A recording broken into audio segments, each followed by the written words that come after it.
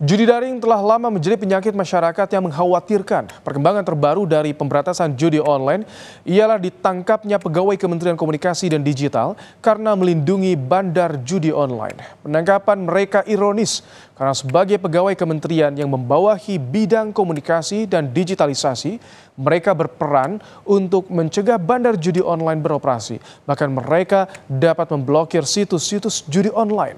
Berikut catatan Kompas TV terkait pegawai Kementerian Komdigi yang melindungi bandar judi.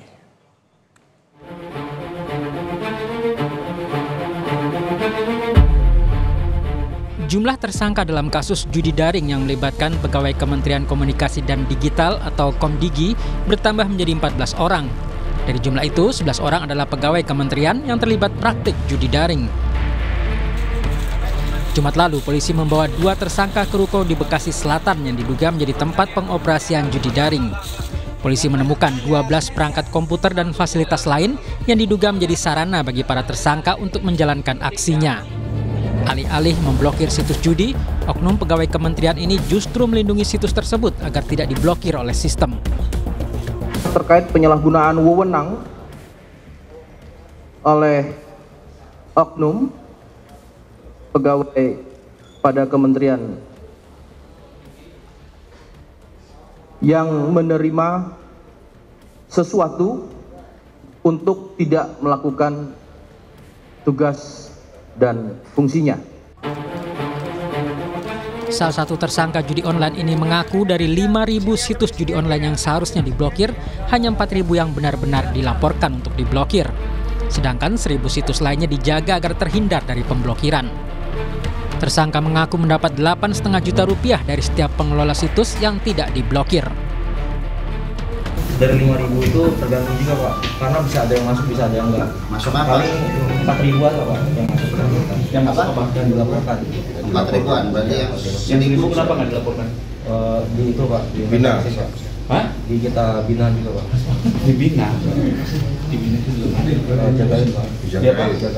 dijagain. Dijagain supaya nggak blokir. Supaya nggak blokir. Keuntungan di situ ya. Di sini apa? Proyeknya itu kurang lebih 8 juta setengah. Selain menggeledah ruko di Bekasi, polisi juga menggeledah kantor Kementerian Komunikasi dan Digital.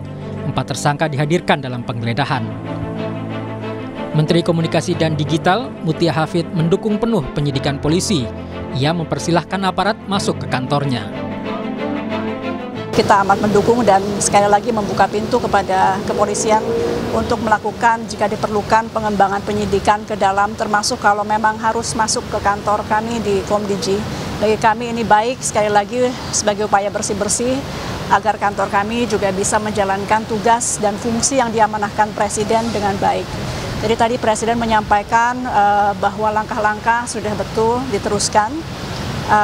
Kita saat ini kan melakukan sterilisasi di lantai-lantai yang terkait. Jumlah transaksi judi online terus meningkat setiap tahun. Pada 2021, transaksi mencapai 43,6 juta.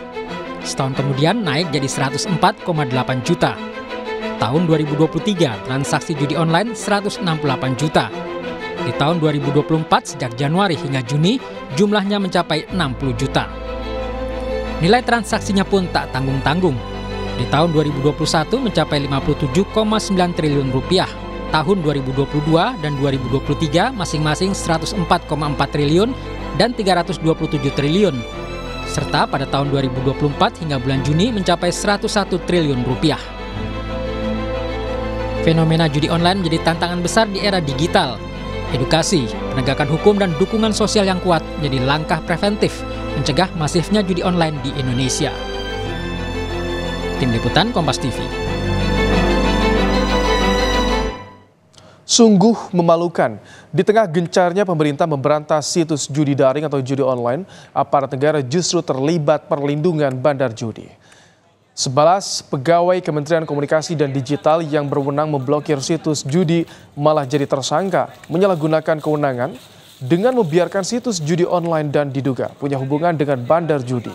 Kejadian ini sungguh ironis, mengingat pemerintah telah membentuk Satgas Pemberantasan Judi Daring berdasarkan surat keputusan Presiden Joko Widodo pada bulan Juni kemarin. Bayangkan, Kominfo yang sekarang bernama Komdiji sebagai pihak yang bertanggung jawab mencegah judi online justru diisi oknum aparat pelindung dan berhubungan dengan bandar judi. Sampai kapanpun pemberantasan judi online tidak akan pernah terjadi bila aparat ikut bermain. Langkah polisi membongkar keterlibatan pegawai pemerintahan dalam judi online patut didukung. Jangan berhenti di 11 pegawai yang sudah jadi tersangka, tetapi harus dicari hingga ketemu siapa yang berada di belakangnya. Demikian catatan Kompas TV. Kita jumpa lagi pekan depan.